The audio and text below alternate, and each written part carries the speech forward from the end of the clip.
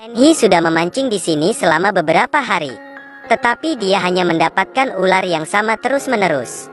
Dan dengan marah dia melempar ular itu, lalu berharap agar ular itu berhenti mengganggunya lagi.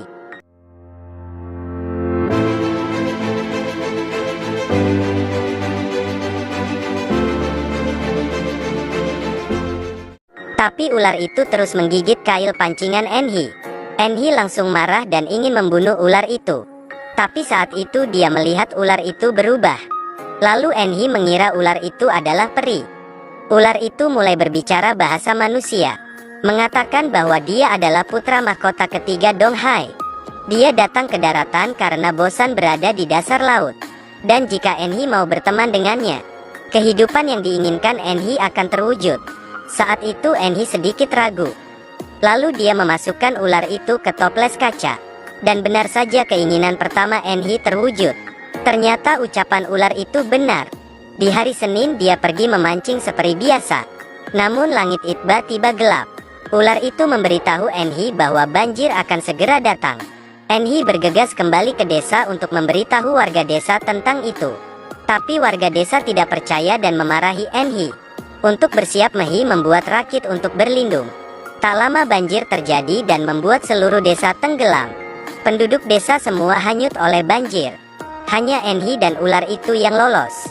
Enhi menyelamatkan sarang semut yang sedang hanyut. Lalu seekor tikus yang hanyut.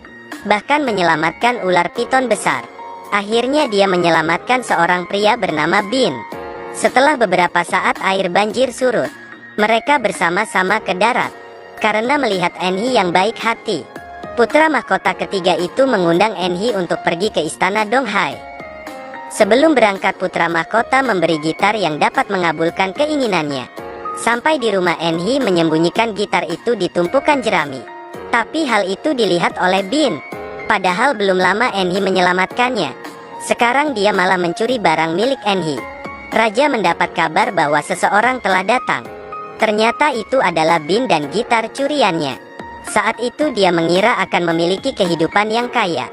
Tanpa menduga dia akan membayar apa yang dia lakukan. Untuk menghargai Bin, Raja menunjuk Bin untuk menjadi wali negara. Bahkan dia menikahkan Bin dengan putri tunggalnya.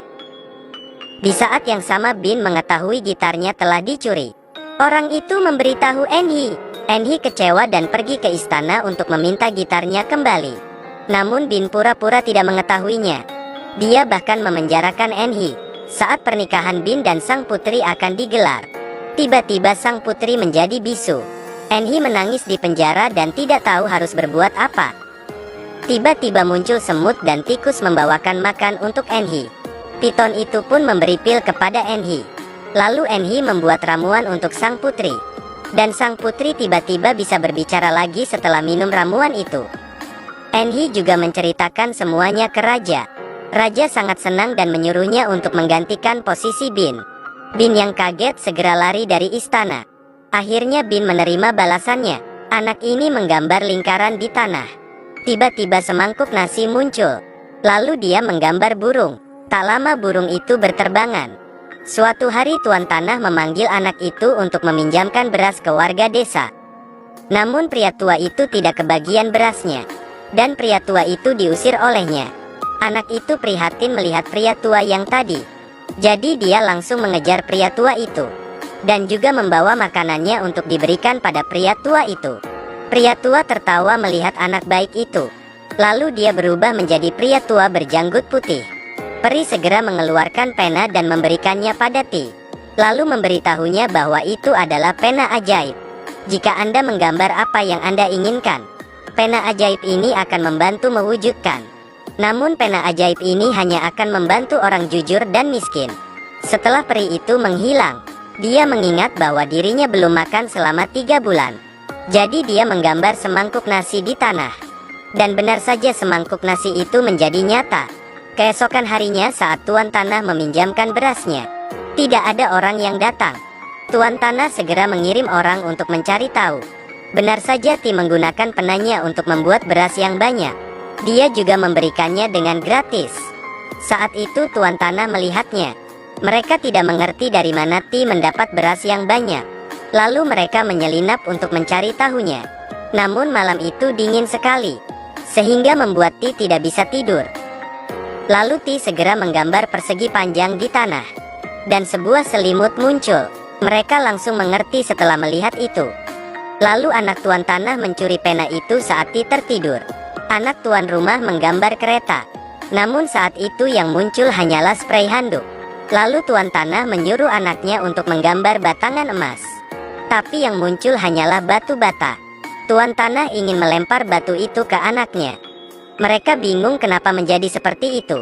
Lalu mereka memutuskan untuk memanggil Ti datang. Ti memberitahu mereka pena itu hanya membantu orang miskin.